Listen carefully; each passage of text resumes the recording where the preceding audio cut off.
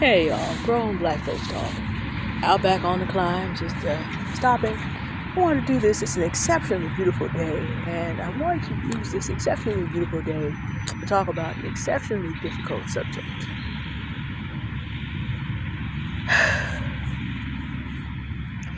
The beginning of the end, and some thoughts on the end of the way of Cain.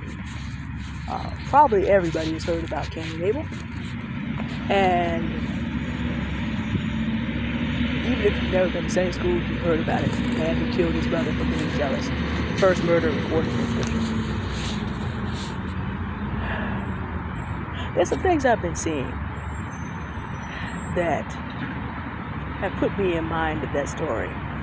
And there are a lot of people around that you need to stop even entertaining, because you're about to be in that story with the one with the blood on the ground. Let me explain. I notice, I'll back this up a long way first, because, we call this Karening sometimes, Karen and Kyle behavior. People who have to have the attention centered on them. You try to have a conversation that doesn't include them, and they have to force their way in because they can't bear to be in the presence of anyone who doesn't center them. That's garden variety narcissism. That's just, you don't even need a diagnosis for that. That's just garden variety. But there's something more sinister. And that terrible murderer, Darrell Brooks, brought that to my mind, because people said he represented himself, and he kept talking about how he wanted to be treated like a human being. Now, he had no such compassion for the people that he gleefully murdered, but he was very concerned about how he was being treated. That got me started, because when God came to Cain and asked him, "Where is your brother?" after having lied to God himself, put a pin here, God laid out what he had done and then described his punishment. The next thing Cain said was, "My punishment is too great for me." Now, the punishment hasn't happened yet. Even God discussing it is too much for him. To even talk about the crime is too much for him. To even talk about the consequences is too much for him. Does he have any remorse at all about what he did? No, not at all. He just wants to move the conversation back to, what about me? I am noticing a trend on a very large scale. If black people get together in their own spaces to talk about the effects of racism, white people seem to want to always try to protect their image, talking about not all white people are like this, but at least there's some acknowledgement that there are some. What the person probably is saying, well, just give me a chance. Not all of us are like this. That's basically what that boils down to. And you don't have to take it as sinister. It's bad behavior, but it's also people want to protect their image in a state of protecting themselves. But what you hope people have is just a little bit of self-awareness. If the conversation doesn't involve you, then maybe you don't have to get involved with it. Like they used to say a long time ago, the hit dog will holler. But with the hit dog hollering, one also has to look and be very careful inside the community when black women begin to talk about the things they have experienced with the men in their families, the ones they've grown up with, and black men keep interrupting the conversation to talk about what black men are going through, and all this are not like this, and we have to talk about how did they get to this situation. This is not a phenomenon that is uncommon in American life, because there are many, many crimes to be discussed. And a lot of people have an interest in wanting people to be quiet. But what I want you to understand is, at the point that there is things discussed and accountability, the process is about to recur, because God confronted Cain on this. Cain knew what he was supposed to do to have the favor of God. He decided he was going to do his own way and demand that God accept it. God said no and confronted him on it. Abel did it the right way. So here's what Cain did. Cain did what Esau does about 20 chapters later. The other brother has been chosen to be, has been favored and blessed. So what am I going to do? I'm going to kill the other one, because if I'm the only one left, I can force God to do my bidding. So when people show up in your conversations that are derailing, they have not read the room, they have no compassion for real people sharing their stories and seeking help and comfort and some sense that they are not alone, and they come in doing this, the conversation is the confrontation. And at the point of the confrontation is when the murder happened. So, the beginning of the end of the way of Cain is, people of that mind do not respond to correction by being corrected. They respond by attempting to eliminate everyone who's getting blessed for doing things the right way, so that they can be the only ones left. This has been on display since Genesis 4. You'll see it again in Genesis 26. And you actually can reconsider the history of the world in light of that reality. But you also can reconsider a lot of the things that have gone on in our community with that in mind, and actually in any American community. That's the reason for Black Wall Street being burned, and many other things as well.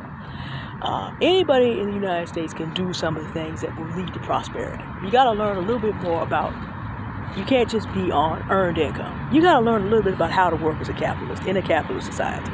People don't want to do that. People want to blame somebody else, and they feel like if there's fewer people around, the blessing will come to those of us to remain. A lot of the scarcity mindset, the competition, can be explained in that way. But here's the sad part, and I want you to reconsider gentrification in the Black community in light of what I'm about to tell you. Cain's family, well, Cain himself built a city. He is credited by the scripture of building the first city because he was cursed. He loved to work the land and to grow vegetables, and the Lord said the ground will never produce for you again. That's your punishment. And you will be cast out from all mankind. So Cain built a city for himself and his family. And it's credited that people who did blacksmithing and a number of other things come from his family. The only problem is Cainitic civilization does not survive Genesis 8. The Great Flood wiped it out. Now, whether you believe in the Great Flood or not is not the point. Go check out any community where people's answers to things is when they are called on the reasons why they're not getting what they need out of life. And they are called on this behavior and they can't get their way and their response is violence. Look down 50 years or 250 as the case may be and see what the result is. There are some... and by the way, nobody's immune to this. Go visit a museum of the antebellum South. Nobody's immune to this. By the way, where is George Washington's family now? Nobody's immune to this. If you insist on doing the wrong thing and you want to kill everybody that brings you the evidence, nobody's immune. But ladies, in cuffing season, the minute you begin to discuss your experiences with certain people, and if they are in a certain group, and whoever you are with starts fussing and carrying on and get mad because you're doing it, run. Online, stop fooling with them. Block them. Put them out of your life. Because like I said, Cain, when he was confronted with his wrong the first time, did not correct himself. He killed Abel, thinking if I eliminate him, then God will have to bless me. You have to imagine the insolence of a man who could buck up on God like that. You have to understand the insolence of that man will not be corrected. You can reason, there's no point. Murder is next. Destruction is next. Stop dealing with them.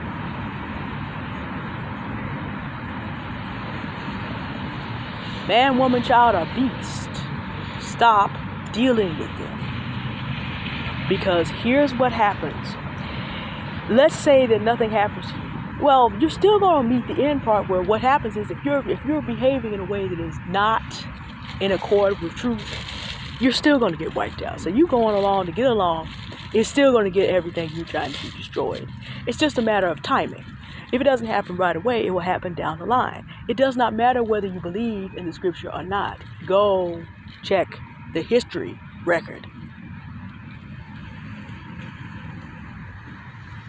In the time period in which African Americans actually listened to Booker T. Washington and built up their communities, we had them. Yes, we faced certain attacks, but we had them. When the men were on that, we had things. Where are we now? Choosing to do it a different way. W. Boys out here worried about us getting a standardized education, but that's not even working for the people for whom it's designed anymore. It's not. So when you choose to do the wrong thing, your community breaks down. There's no exception to the rule. You don't have to like it. Don't be caught up in the beginning of the end of the way of Cain. Don't deal with people who know what the right is and won't do it. And then get mad and want to eliminate those who are doing the right thing so that they're the only people left. There's always another way. God and sensible people will always find it. There are now, sometime this week, the 8 billionth person on the planet was born. In 8 billion people, someone else will always do it right. Adam and Eve had another son named Seth. And out of Seth comes the line of Noah, and from Noah, of Noah's sons, you had Shem, and out of Shem, you have Abraham. And in Abraham, all the nations of the world would be blessed. God skipped over a whole lot of people. He's not obligated to use anybody. He controls life and death. He will have your rival born next year to take you out, if necessary. By the way, reconsider the Holocaust and anything else as one group of people, and all genocide is one group of people to try to prosper themselves feels like they have to remove another one because they can't compete. So they do the way of Cain. Well, how long did the Third Reich last? Go look that up too. And where is Adolf Hitler's family? It doesn't work, y'all. Don't let people of that mind be around you. Avoid being involved when you see the beginning of the end of the way of Cain. You don't need to know anything else. That's a murderer.